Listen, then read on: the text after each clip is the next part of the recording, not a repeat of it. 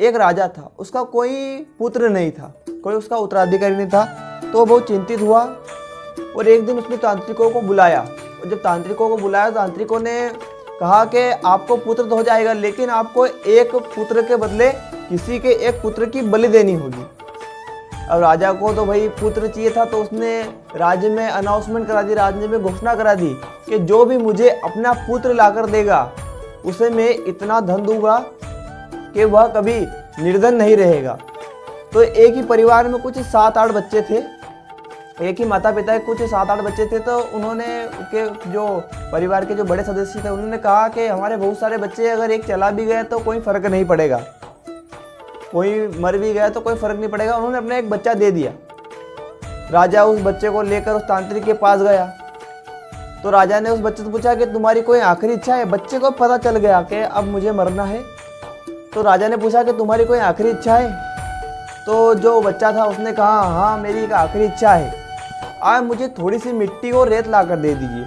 अब राजा असमंजस में पड़ गया कि ये मरते वक्त भी रेत और मिट्टी क्यों। पर राजा तो राजा था, वो बहुत महान इंसान था। उसने कहा कि इसकी इच्छा पूरी की जाए। वो थोड़े समय के पश्चात रेत और मिट्टी ला कर दे दी।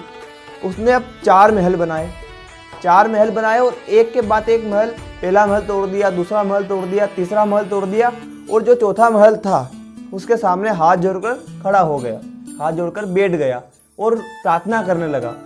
अब राजा यह देखकर डर गया और जो तांत्रिक थे वो भी डर गए, इसे कोई जादू तो नहीं कर दिया। सभी वहाँ पर जो बैठे थे वो सभी आश्चर्यचकित हो गए। तो राजा के जब पूछने पर राजा ने पूछा कि तुमने ये क्या किया।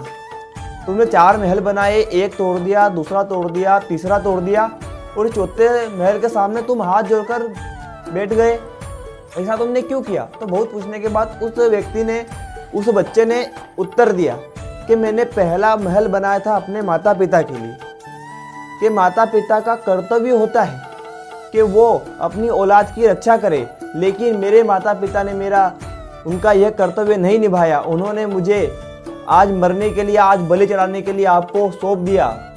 और मैंने जो दूसरा महल बनाया था वो मेरे रिश्तेदारों के लिए बनाया था, क्योंकि मेरे रिश्तेदारों का भी कर्तव्य होता है कि अगर मेरे माता पिता रास्ते से अपने जो कर्तव्य से भटक जाए तो रिश्तेदारों का यह कर्तव्य होता है कि वह उन्हें समझाए, वह उन्हें सही दिशा दिखाए। पर मेरे रिश्तेदारों ने मेरा साथ नहीं दिया, तो मैंने दूसरा महल भी तोड़ दिया और मैंने तीसरा महल बनाया था इस राज्य के राजा के लिए, कि राजा अगर सब कुछ गलत हो रहा है तो इस राज्य के राजा का कर्तव्य होता है कि वह अपनी प्रजा के किसी भी एक बच्चे या किसी भी सदस्य या किसी भी लोग के ऊपर कोई भी जो इस प्रकार की जो रीतियां होती, इस प्रकार की जो षड्यंत्र जो मुझे आज बलि देने के लिए यहाँ पर लाए गए वो रोके। तो और मैंने जो चौथा महल बनाया था वो मैंने बनाया था ईश्वर के लिए, प्रभु के लिए, इसलिए वहाँ पर मैं हाथ जोड़कर खड़ा हो गया।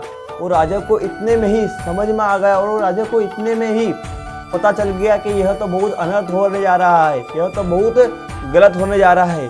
तो उसने सभी तांत्रिकों को वहाँ से भगा दिया और उस बच्चे को राजा ने सोचा कि अब तो मुझे पुत्र होने वाला नहीं है, तो क्यों ना मैं इसी जो लड़के, यह इतना बुद्धिमान लड़का है, इसी को ही अपना पुत्र गोद ले लूँ और इसी को ही अपना पुत्र उत्तराधिकारी घोषित कर दूँ।